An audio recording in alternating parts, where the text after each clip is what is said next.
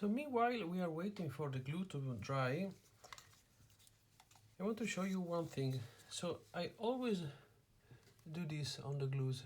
I write on them the date of the first usage.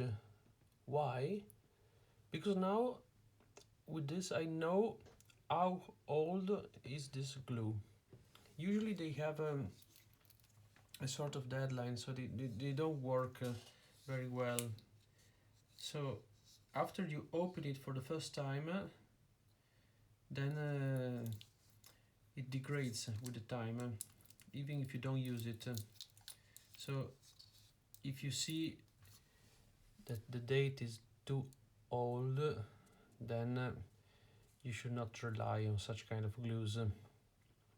So it's quite convenient to remember the first time you open the glue.